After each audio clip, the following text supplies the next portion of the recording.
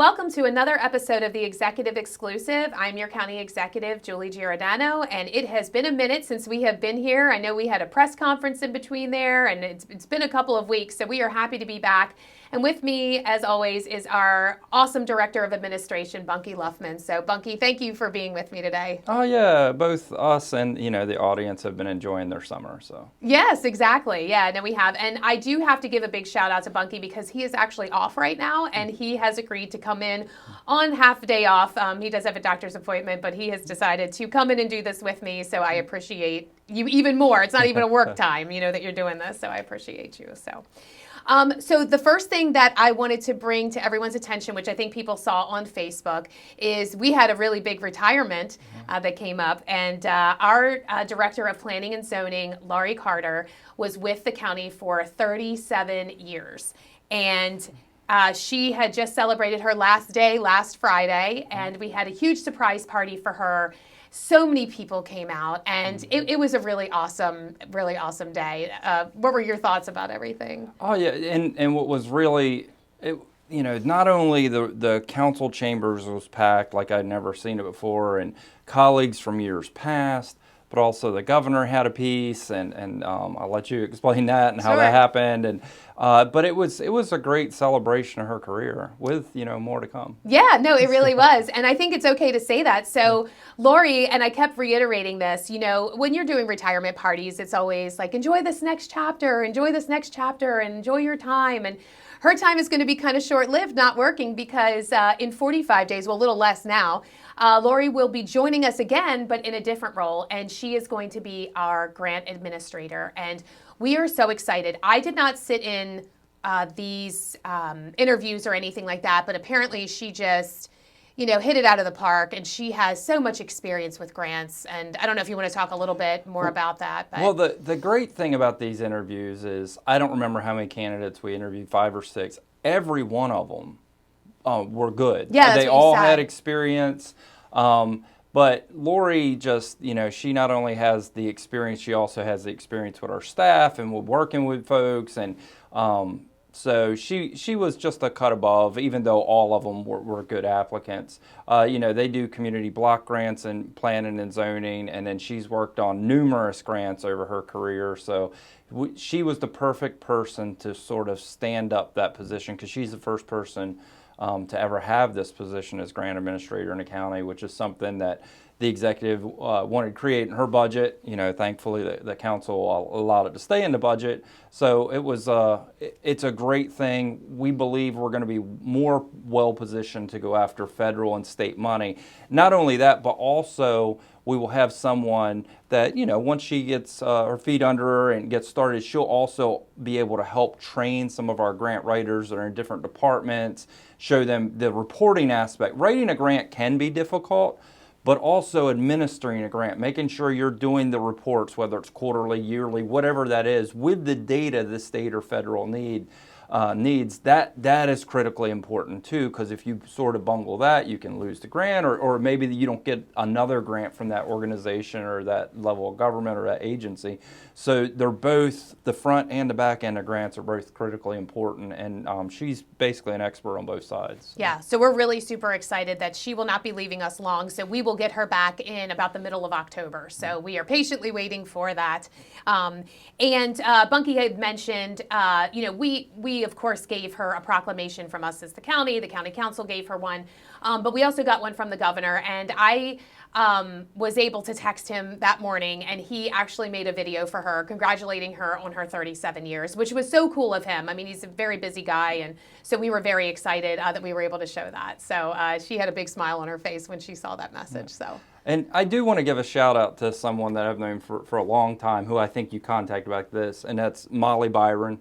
Molly, when I first was on council in Del Mar, it was under the O'Malley administration. Molly was, I believe, Deputy Director of Intergovernmental Affairs. She's now come back to the Moore administration as the Director of Intergovernmental Affairs, and which was one of the departments I served in the Hogan administration. But Molly is great in that position. She's really good at reaching out to counties and local governments and facilitating conversations with the governor and the governor's office. So I think, she was great. This is just a small part of what she helps us with. So. Yeah, absolutely. And just having that relationship with her, I felt comfortable enough texting her that morning and saying, hey, can he do this? Because she would really love it. And so I'm grateful. I'm grateful we have that working relationship with them where whether it's something imperative where we need a signature or we need, this to happen or that to happen or something as simple as, hey, can you make us a video? And so I am grateful, for those relationships. So yes, for both of them. And then, so we talked about the new position, and then we just had a new hire with another new position, which also was really exciting. So Bunky and I, our first year in office, really we were in office like a month and a half, and our first piece of legislation was for Wacomico County to be able to form a sanitary district. And diligently, we're working through that. That bill gets passed, sailed through, thanks to Senator Carrozza. She sort of shepherded that for us, but it sailed through. And we've been sort of working on this, the sanitary district, that legislation. What is this going to look like? What is the sanitary commission going to look like? And the first thing that we knew that we needed, maybe not the first thing, but one thing that we knew that we needed was somebody to sort of head all of this up. And so we created this position, the Director of Environmental Health. And we are so lucky and we are so grateful. We have Adam Corey, and Adam actually comes from MDE. So Adam has worked with Wacomico County on numerous things, from the health department to septic to wastewater to what. He has been just very entrenched in Wacomico County, and for him to be able to do the next chapter of his career, being home and being here, has just been awesome. He is so grateful. We are so grateful. I mean, and you've interacted with Adam a lot with different meetings and stuff like that. Well, and Adam's from Wacomico too, so some people watching may know him. So it's great to have him in that position, who can also not only, while we'll work through what we're going to do with wastewater and water, but also give a help to our engineering and public works staff on sort of MDE regulation, and he knows the people to go to if there's a question and that kind of thing. It's just his facilitation of a lot of things, and he's hit the ground running. Yeah. So he's been incredibly busy. Yes, he has. And I just cannot speak enough good things about him. He has been such a great piece added to Public Works. So we're super happy that he's with us. So. And I do want to say, can't say who it is yet, we are going to put forward someone we're really excited about for Lori Carter's position, which is the head of planning and zoning. So I sent the memo over to the council with a person's name. So they, if they put it on the agenda, they'll, I presume, interview them. I don't know if they'll vote or not on the 17th, but I would guess by mid-October we may have a replacement for Lori. Of course, you can't replace Lori, but we'll have the position filled. Yeah, we'll have it filled. Yeah, so more to come on the Director of Planning and Zoning. And then just kind of going through, we had a ribbon cutting in Powellville. This, I have to say, even though people might look at it and say, okay, well, this is just a playground, but it was so much more than just a playground, because this project, I think, is exactly how government is supposed to work, where you have a group of people, a group of citizens that come forward and say, we really want this for our community. They had one leader in particular, Lynn Mitchell. She was monumental throughout this whole thing and saw the project all the way through. And we had Steve Miller with Rec and Parks, using program open space money. And we were able to have this ribbon cutting. And it was just a full circle. And I really feel that that is how government is really supposed to work. There were some hiccups along the way, some things that, happen, which always happens, with different projects. But now the people of Powellville not only have, and I don't know if you've ever been out to Atkins Mill, but it's beautiful there. Yeah. There's a wonderful pavilion, and they have, restrooms out there. They have a beautiful waterfront property. And of course, now they have a playground, which is so great for all the families in Powellville to have a place where kids can go and play. So yeah, and if you're going to the Powellville Fire Department from 50, to go to one of Powellville's dinners or lunches, because you want to support our breakfasts are breakfast. Delicious. Yeah, eat as much scrapple as you can get. It's on the right. That park is on the right, and it is absolutely beautiful. Yeah, it is. It is a great location. So we are so happy for the people of Powellville. And what was so cool is that JT Tyler, who is the Powellville Fire Chief, had kind of his own little surprise. And what they ended up doing was they donated this playground to Lynn's late husband. He was an active member in Powellville. He was active with the fire department, active with the community, so it couldn't have been dedicated to a better person. So she was very emotional. A temporary sign is put there now, but they will have a bronze sign out there, in memory of Steve. So it was just, all in all, it was just an amazing experience. There was a great turnout there. So you just see how, even if it's not a municipality, you do have active pockets throughout this county. And they are one of them. Powellville is one of my favorite places to visit. So I will be going there actually this weekend because they have their breakfast on Sunday. So we will be visiting the Powellville Fire Department then. So save some scrapple for me. Well, I might not. I might eat it all. So we may have to take some pictures though, and then you can put it on your Scrapple Trail Facebook page. That's so. right.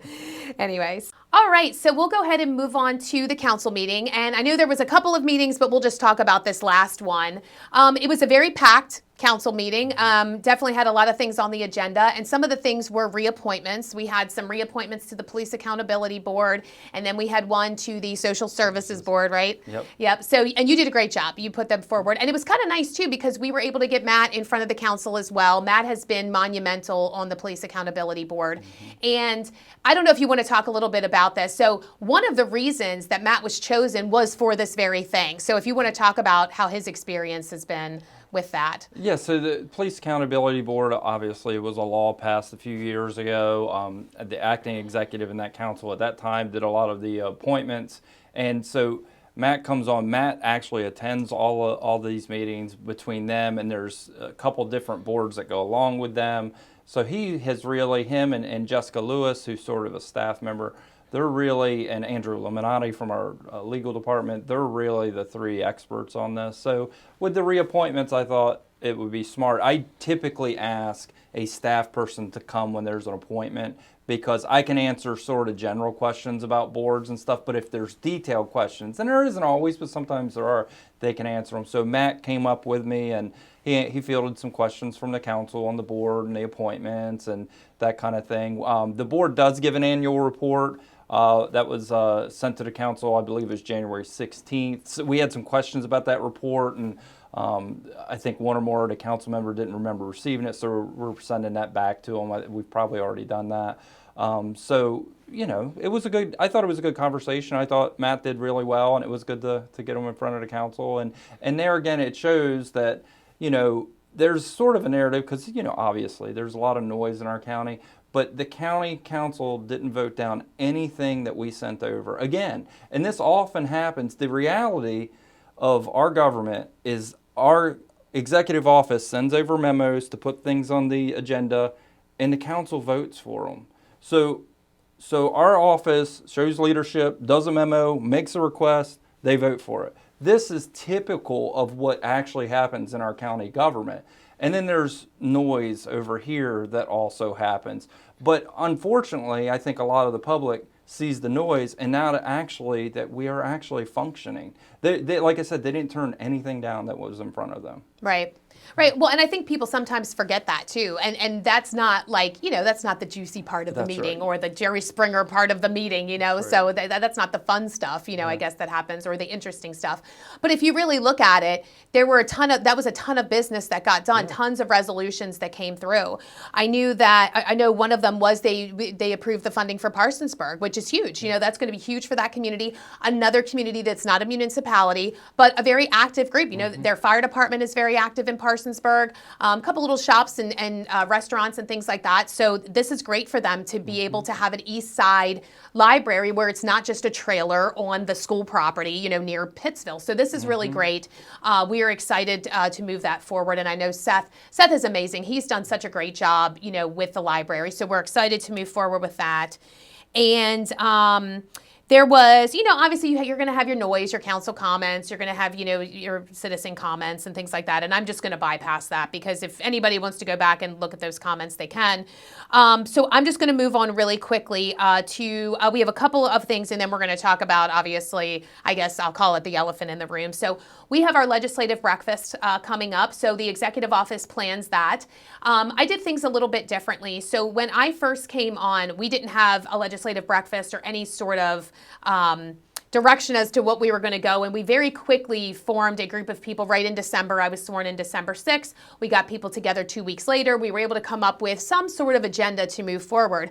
And in that, we were able to get the sanitary district, or that sanitary commission passed, the sanitary district bill.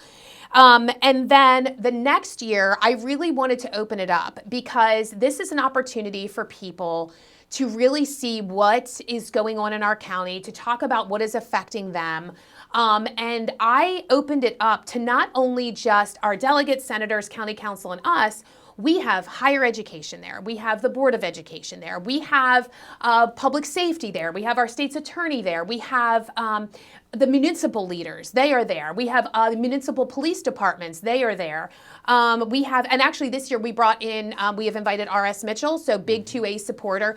We have people where, bills and things that are being passed in Annapolis affect us positively or negatively. We need to have these people in the room to have those discussions, and our delegates and our senators need to hear it.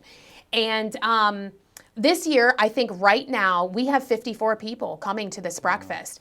And I think it's important. And I know some people, I think, had some comments last year like this is so excessive. But I thought it was so successful last year. And we wanted to do the same thing. You know, when you can have, how often do you get people from Warwick, from Salisbury, from the sheriff's office, from state's attorney, from Delmar, from, Sharptown, wherever, like all of these people in the same room. And I felt that the reception was really good last year, and people must have enjoyed it because we've had a lot of yeses this year. Yeah. So how do you think it went? So I went to it before, years ago when I was on town council in Delmar, I would come to it, and not as a member of the public, not as a person up at the table. And it was very much county council, executive, couple members of staff, and then some members of the delegation, and that was it. So I really like the broader approach because then you get other stakeholders who obviously like Salisbury University and Warwick. Obviously, there's going to be legislation that impacts them, whether they like it or not. That's sort of the nature of Annapolis. There's always going to be something impacting education. So it makes sense to have them there and to have an opportunity for them to speak there in front of, it's not just our delegation, it's their delegation. It makes sense to have stakeholders there so that you can facilitate conversation, and maybe they can bring something up that we didn't know about. Maybe they've heard about a pre-filed bill, or they've heard a rumor there might be a pre-filed bill that they wanted us to support or not support. So it makes sense to have a critical mass of people there and facilitate that communication. Yeah, absolutely. And what we're so excited about is we'll have a new delegate there. That's right. So Delegate Barry Beecham will be at the legislative breakfast, and he will be official at that point in time. So again, most of you know that Delegate Carl Anderton is no longer delegate. He is now our Director of Economic Strategy, I think is what the title is, for the rural communities, or the rural counties. So he's got 13 counties, I think that he said. And is it 13? I think it's 15. 15 it's now? A lot. It's a lot of counties. He's covering all over the state of Maryland, and he's doing his thing. And we met with him yesterday, very successful meeting with him and Dave Ryan, and we had our staff in there.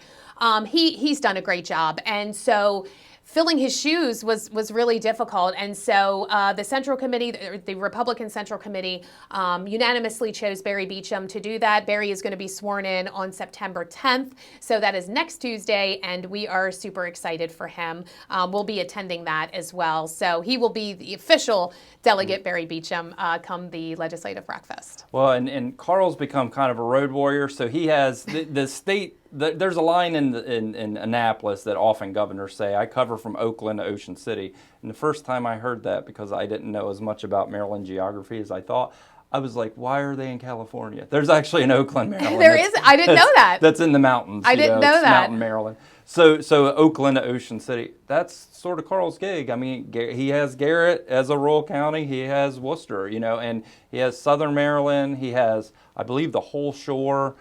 So yeah, he's on busy. the road often, and his office is at the World Trade Center in downtown Baltimore City. So yeah, he's on the road a lot. Yeah, he is. So, but we are so grateful for him and his working relationship with the governor and people in Annapolis, because it's just going to benefit us here on the shore. So we're very excited about that. And we're excited for Barry. I sometimes forget, I've known Barry a long time. And I don't know why, but I always like forget like he is like a dad and a grandfather. And like when I saw his daughters post on Facebook, like, congrats, dad, like it really like brought a tear to my eye, because you sort of forget that these people are not just these political figures or people that are helping out, you know, in politics or doing this or doing that. Like they are really like family people, and his family is so supportive and so proud of him. And we are too. And so we're really excited to be able to experience that with him next Tuesday. So I saved this part for last because I am going to ask PAC 14 to actually do two different segments. So I want to have the full executive exclusive, and then this part that we're going to talk about, I'm hoping that they can just carve this piece out. And it's really important because I want to thoroughly explain. I have gotten a lot of questions of people on Facebook, and I sometimes forget that not everybody is in our world, but people have asked me, what is question A? They're seeing these signs around, vote for it, vote against it, you know, whatever, obviously more vote against it, but we see these signs out there, and so it's starting to generate some buzz, and I want to talk a little bit about question A. Question A is a question that is going to ultimately affect Wicomico County one way or another. The county council, with 5 members, voted to add question A to the ballot in November, where it will remove the executive branch of government and it will revert or regress back to a councilmanic form of government. Things are being told that this is for saving money. This is because a lot of people didn't get to vote for the executive. And I'm sorry, I think all of that is baloney. I've already said it. I'll say it. This is my opinion. None of that. This is a personal thing that I feel it is a very personal attack on us, on my office. And I really don't know why. And I'll be honest with you, I feel as an executive, and I'm not going to speak for the other executives, but for my administration, I feel very happy and successful for all the things that we have done for the people in this county, especially our employees, focusing on public safety, figuring out how we can get more money to education. You know, I feel that the campaign promises that we made as a team, and bringing in other people, I feel that we have really been successful with those. As a matter of fact, the very last thing that I said that I wanted to do was revamp this liquor legislation, and we were able to do it in this last year. So I feel a little frustrated by it because with one, in 30 seconds, with 5 people raising their hand, without having a large amount of community support behind them, they were able to add this to the ballot. So I feel like it's fair to talk about that, and I feel like people need to understand exactly what question A is. Do you want to add anything to that as exactly what this will do? Well, yeah, so what the council wants to do is get rid of the executive office, is it in a nutshell. And the dollar argument isn't true, because myself as director of administration, my position wouldn't be eliminated. I wouldn't stay in the position, but my position wouldn't be eliminated. I'm also, and I'm not asking for more money. I'm happy with my salary. I'm happy working for Wicomico County. He always says this. This is, and it's true because it's true. No, I'm just teasing. But I'm the second lowest paid director of administration in the whole state. So a replacement for me probably is not coming cheaper, even though I'm happy with my salary and I make enough. Our deputy administrator, that position is going to be there. And so our staff, right now the council literally calls our office staff, AK and Lisa, who do a great job, to do constituent issues. They're not going to get rid of those positions because they need it. They use it. They utilize it. Right. So right there's... In a nutshell, that's the executive's office, absent your position. Right. And what I would say is the taxpayers pay your position so that if you don't do your job right, they can directly, as voters, vote you out. Or if they can vote you back in if you do your job right. The other model is your position, basically my position, your position is morphed into an appointment by the county council, and you can do whatever you want as long as you have 4/7 of the council agreeing with you, whether the voters like it or not. Right. So the voters have the ultimate say over your position now. That would not be true under a commission form of government. And our form of government models what the framers of our whole country had in mind with checks and balances. Right, the three branches of government. And I think what's so frustrating about it is you keep hearing this, the money saving, we're going to save money. They're not saving any money. They're really not. And just as you laid this out. But to me, how much is the voice and the vote of the people of this county worth?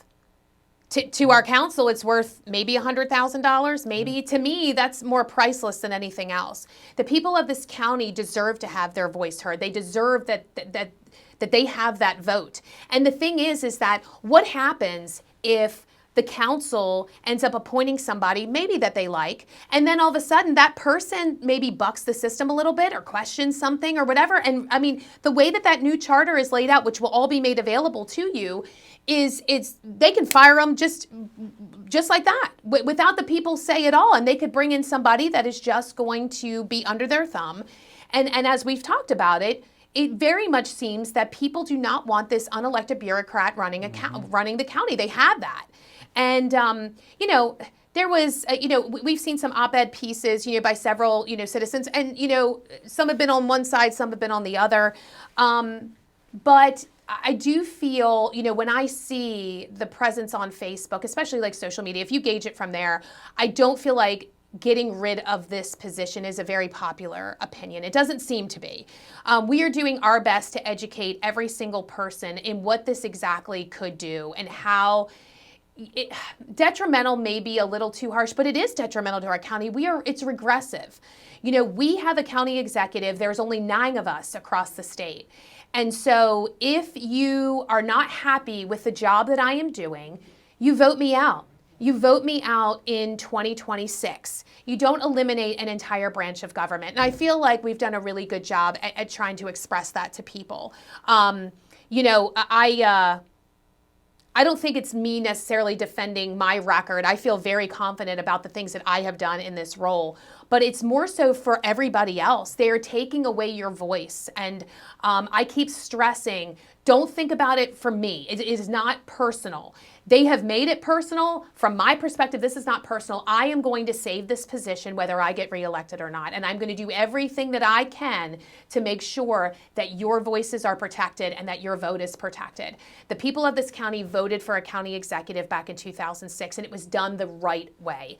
This was not done the right way, in my opinion. Well, and here's how they did it previously. Here's how they enacted it. They actually had a straw poll first. Mm-hmm.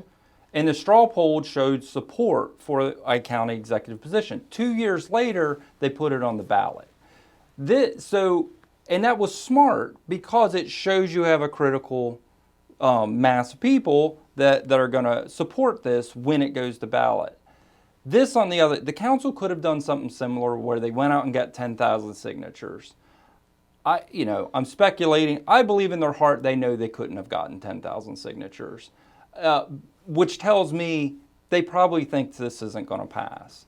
And I don't think it's going to pass. So the good news is, though, as I said earlier, we had several things in front of them, and they passed them. So even with this noise and with them trying to get rid of the office, we are still, on our part, functioning as a government, moving things over, moving the county forward. And I think that's what the taxpayers want to see out of us, not over the next 60-some days until the election, but it's what we've done from day one, and it's what we will continue to do as long as we're in these roles, because that's what the taxpayers of Wicomico County deserve. Yeah, no, absolutely, absolutely. And I think that you are right. I mean, we are showing, they see this little bit of dysfunction, and why can't you guys get along? But if you look exactly at that last meeting, you see how many things got done. And as I said, no matter what, there has been pushback on a lot of different things that we have done. The liquor thing was a big deal. The sanitary district wasn't really too much, but you do have people concerned, like, are my taxes going to double? So you have questions, about a lot of those things. But we were still able to move forward. We were still able, even though that there was some pushback, things probably didn't happen on my timeline. Me and the government timeline, it drives me crazy. It takes forever for us to do something, but we were able to get those things done. And I think that shows success. I really do. And I think that the majority of people, and a lot of people have reached out. I mean, it has been people that are restaurant owners, real estate agents, law enforcement, fire, and EMS. they're like, we didn't ask for this. We didn't want this. We're not going to vote for this. And I keep telling everybody, remove me out of it. It doesn't matter if you like me or you don't like me. Let's get through this first. The liking or disliking of me comes in 2026. You either reelect me or you don't reelect me. But this position is too important to lose. It's too important to lose. The people of this county deserve to have someone that they, that answers to them. They just do. And so whether that's me or somebody else. So I'm really hoping that people understand really what they're voting for. And that's my biggest thing. And I said this on a podcast that I was on. It is my job as your county executive to make sure that every single voter who walks through the door, I don't care if it's at the Civic Center, I don't care if it's at a church, I don't care if it's at a school, wherever you are going to cast your vote, I want you to know exactly what you're voting for and not just go in there and check boxes. The ballot initiatives this time, in my opinion, this is solely my opinion, you've got question 1, which I'm not even going to get into on here. You've got question 1 and question A. I think they're both horrific and they're both terrible. So I'm voting against both of them. Doesn't mean you have to, but I want to make sure, especially with question A, that you know exactly what you're doing when you go in there, because it could potentially make a huge, huge difference in government. And I don't really think for the better at all. And that's just my personal opinion. So did you have anything else you wanted to add about question A, or anything really that we've, talked about? And I don't want to put too much emphasis on this, but the one argument about, the money, the presumption of that is that right now this salary is spent on me, Matt, Lisa, and AK is a waste of money. And I don't care. I'm in my position. I've been in politics a while. I don't care. That is incredibly insulting to Matt, Lisa, and AK. And not to carve Matt out, but Lisa and AK have worked for this county for a number of years, and they've worked hard. Lisa's worked for both parties. She worked for Rick Potts. She's worked for every single executive and the acting executive. So regardless of party, she's worked across lines. She's worked with a number, couple different directors of administration, a few different deputy directors, different councils, and her work product is still excellent. And she's done it. So when you're saying the whole budget is, we'll eliminate that, you're talking about eliminating someone like her. AK come on with Bob, and again, she is brilliant on different topics as well.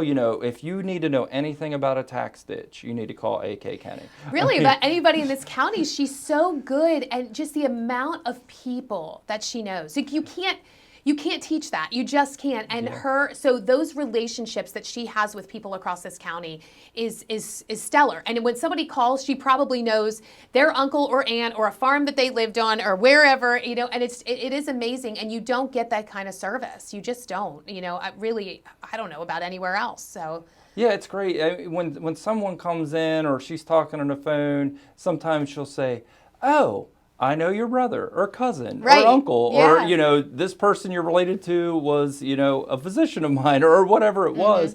And she's, there's 6 degrees of separation, the Kevin Bacon game or whatever. She's like 1 degree of separation. She knows everybody. Yeah, she is. And I think really quickly, the other thing that they talked about was there are new people that have moved into the county that didn't get to vote for this.